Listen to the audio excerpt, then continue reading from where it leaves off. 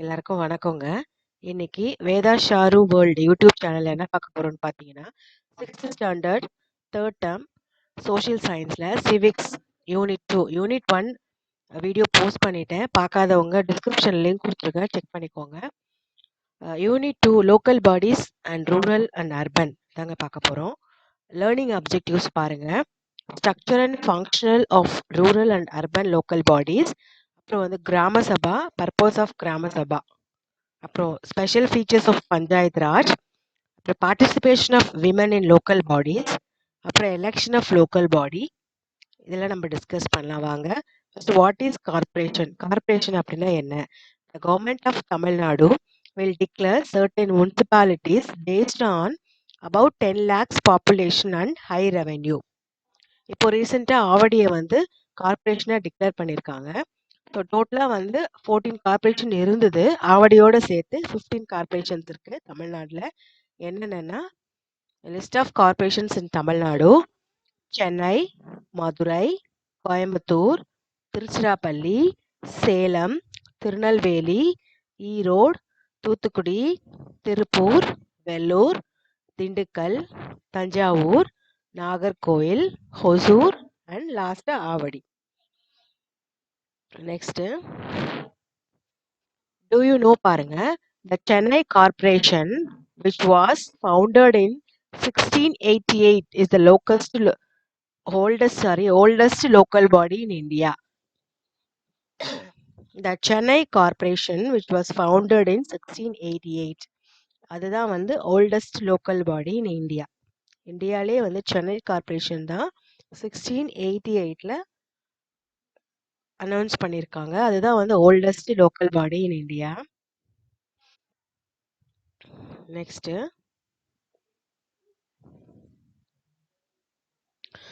Urban local பாடிஸ்லாம் என்னென்னு பாருங்க.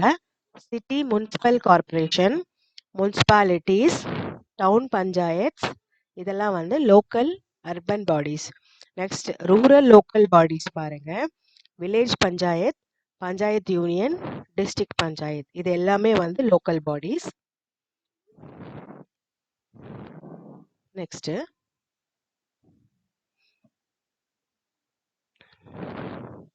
சிட்டி முனிசிபல் கார்பரேஷன் அப்படின்னா என்னன்னா, those areas which have a population of more than 1 lakh and a high amount of revenue and it's found in the level below the city municipal corporation is called a municipality. Do you know பாருங்க, Walajapet,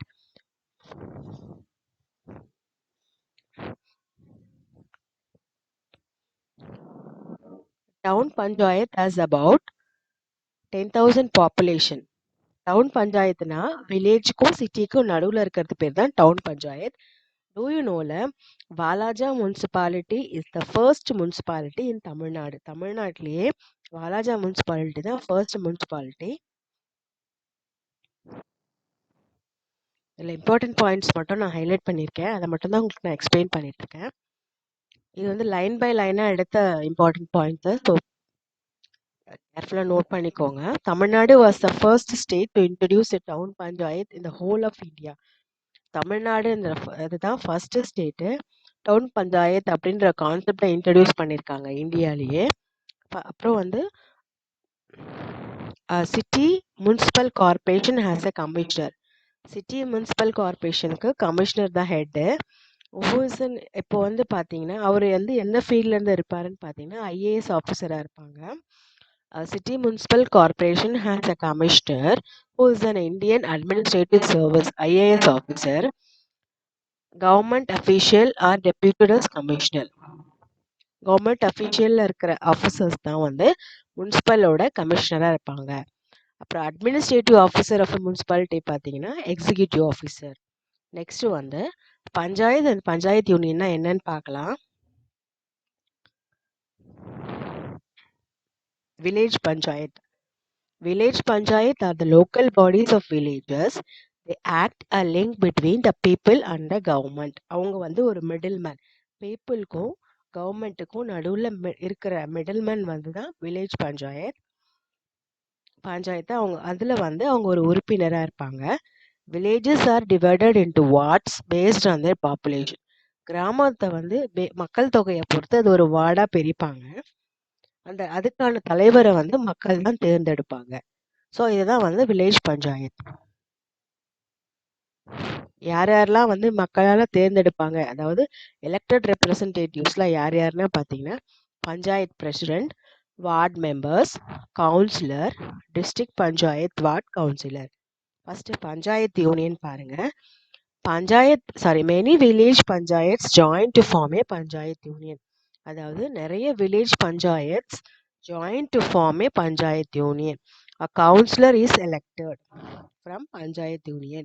Those councillors will elect a panchayat union chairman among themselves. அவங்களுக்குள்ளேயே ஒரு தலைவரை தேர்ந்தெடுத்துப்பாங்க. அவங்க தான் வந்து panchayat union chairman. A vice chairman is also elected. அதாவது அவருக்கு assistant கூட செலக்ட் பண்ணுவாங்க. A block development officer is the administrative head of a panchayat union. Panchayat யூனியனோட அட்மினிஸ்ட்ரேஷன் ஒர்க்ஸ்லாம் யார் பார்ப்பாங்கன்னு பார்த்தீங்கன்னா BDO, that is block development officer. Next you know பாருங்க. The Nilgiris and Perambalur districts have the lowest number of panchayat union. நீல்கிரிஸும் பெரம்பலூரும் தான் lowest number of panchayat யூனியன்ல, அதாவது 4 பஞ்சாயத் யூனியன் மட்டும்தான் இருக்கு. எங்கெங்கன்னா Nilgiris and Perambalur. The Nilgiris and Perambalur district have the lowest number of panchayat union. That is number 4 numbers. Next, district panchayat.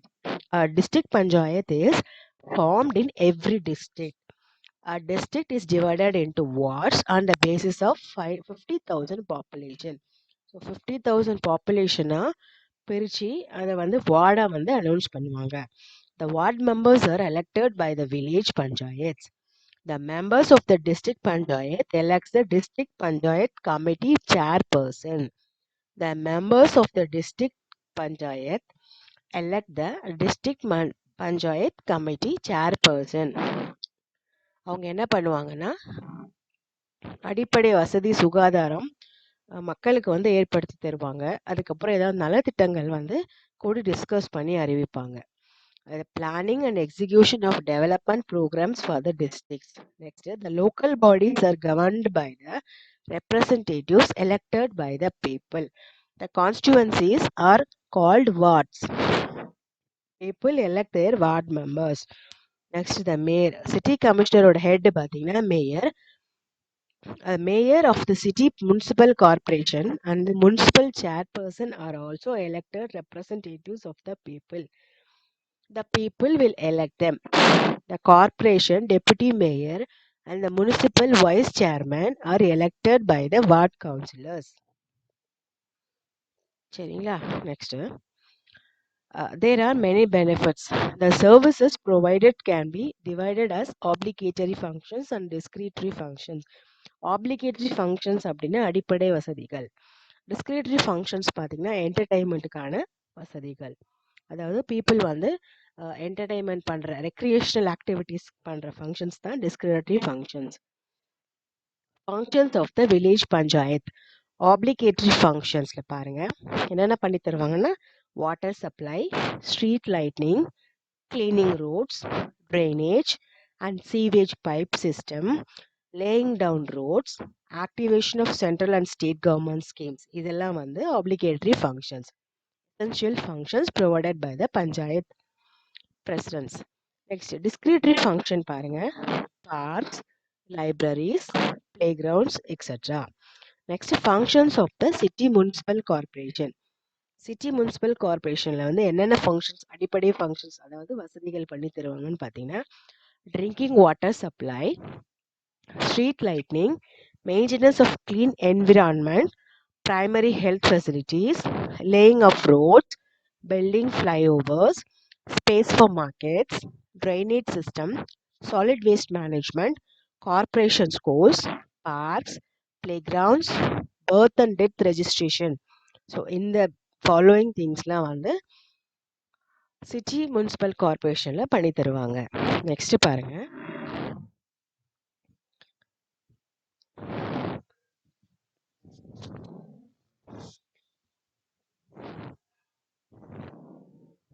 So இந்த அடிப்படை வசதிகள்லாம் பண்ணி தரத்துக்கு government provide funds for these services. The government directly allot funds for these works. The local bodies also collect the revenue. Local bodiesலாம் revenues collect பண்ணுவாங்க. எந்தெந்த ஃபார்ம்லன்னு பார்த்தீங்கன்னா ஒரு சில பாயிண்ட்ஸ் கொடுத்துருக்காங்க. அதாவது revenues of the village panchayat எப்படி வந்து ரெவென்யூ கலெக்ட் பண்ணுவாங்கன்னா in terms of house tax, professional tax, tax on shops, water charges, specific fees for the property tax, specific fees for transfer of immovable property, funds from central state governments, etc. So இது மூலமா மக்கள் கிட்ட இருந்து funds collect பண்ணி அதை மக்களோட welfare ஆக்டிவிட்டீஸ்க்காக செலவு பண்ணுவாங்க. Next revenue of the city municipal corporation.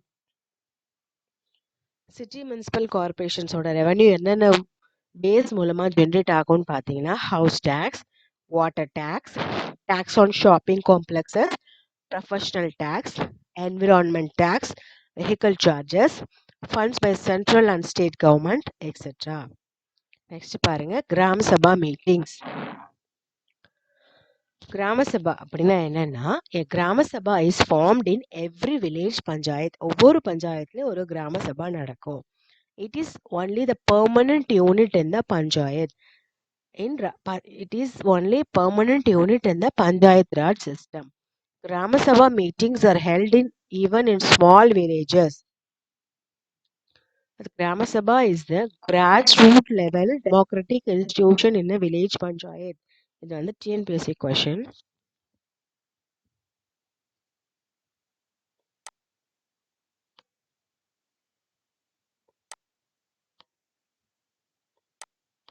The Grama Sabha is the grassroots level democratic institution in a village panchayat. இதுதான் கிராம சபை கூட்டம். Those who have attained the age of 18 years, whose names are found in the electoral roll of the same panchayat can take part in the Grama Sabha meeting. அதாவது யாரெல்லாம் attend பண்ணலான்னு பார்த்தீங்கன்னா யாரெல்லாம் 18 வயசு பூர்த்தியா இருக்கோ யாரோட பேரெல்லாம் அந்த ஓட்டு போடுற லிஸ்ட்ல இருக்கோ அவங்க எல்லாருமே வந்து கிராம சபா மீட்டிங்ல பார்ட்டிசிபேட் பண்ணலாம். இந்த கிராம சபா மீட்டிங்ஸ் பார்த்தீங்கன்னா வருஷத்துல 4 முறை நடக்கும்.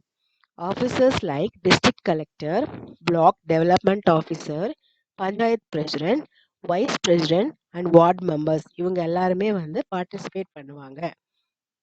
அதுல வந்து அவங்களோட தேவைகள் மக்கள் தங்களோட தேவைகளையும் குறைகளும் அந்தந்த அதிகாரிகள் கிட்ட தெரிவிக்கலாம்.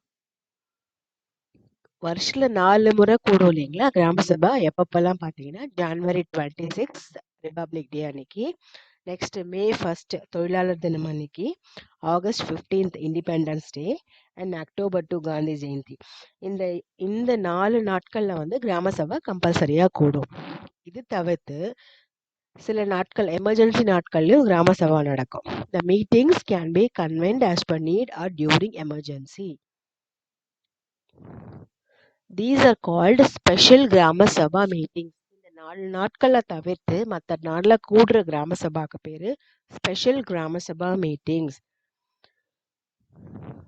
Mahatma Gandhi advocated Panchayat Raj as the foundation of India's political system as a form of government, where each village would be responsible for its own affairs.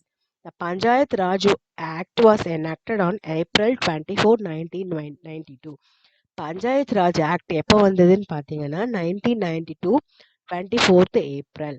Two you know பாருங்க, April 24th is national Panchayat Raj day. April 24 is national Panchayat Raj day. Note பண்ணி வச்சுக்கோங்க, கேட்பாங்க கண்டிப்பா. Next special features of Panchayat Raj. Panchayat ராஜோட என்னென்ன ஃபீச்சர்ஸ்ன்னு பார்க்கலாம். First Grama Sabha, 3 tier local body governance, reservations, panchayat elections, tenure, finance commission, account and audit. இதெல்லாம் தான் வந்து ஃபீச்சர்ஸ் ஆஃப் பஞ்சாயத் ராஜ்.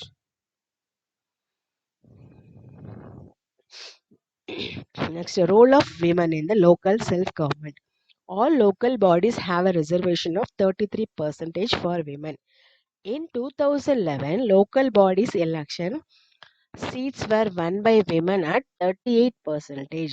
2011ல அதிகப்படியா பெரும்பான்மையா 38% பெண்கள் ஜெயிச்சிருக்காங்க. As per the Tamil Nadu Panchayat amendment act 2016, 50% reservation for women is being fixed in Panchayat Raj institutions. Panchayat ராஜ்ல 50% இடஒதுக்கீடு பெண்களுக்காக ஒதுக்கியிருக்காங்க.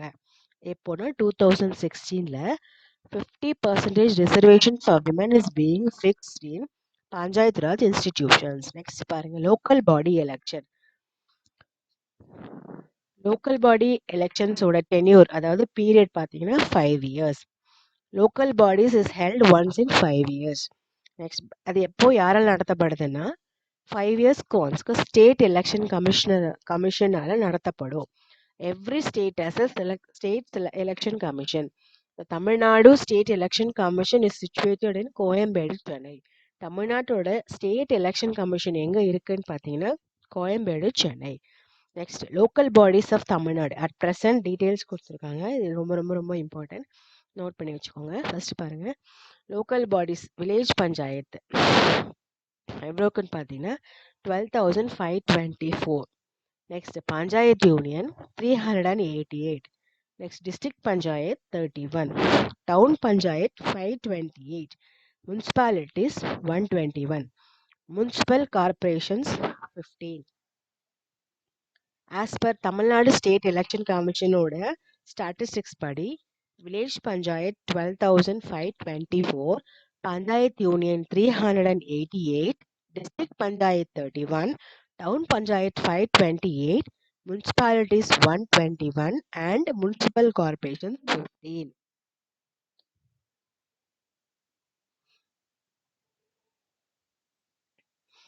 இந்த பிக்சர்ஸ் பாருங்க, works carried out by local bodies during natural disaster and break of diseases.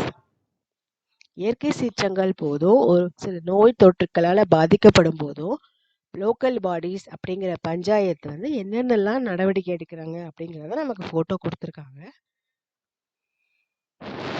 Next translation பாருங்க. டவுன் பஞ்சாயத் அப்படின்னா பேரூராட்சி, முனிசிபாலிட்டினா நகராட்சி, கார்பரேஷன்னா மாநகராட்சி, வில்லேஜ் பஞ்சாயத் கிராம ஊராட்சி, பஞ்சாயத் யூனியன் ஊராட்சி ஒன்றியம், டிஸ்ட்ரிக்ட் பஞ்சாயத் மாவட்ட ஊராட்சி. ஸோ இதோட இந்த லெசன் முடியுது.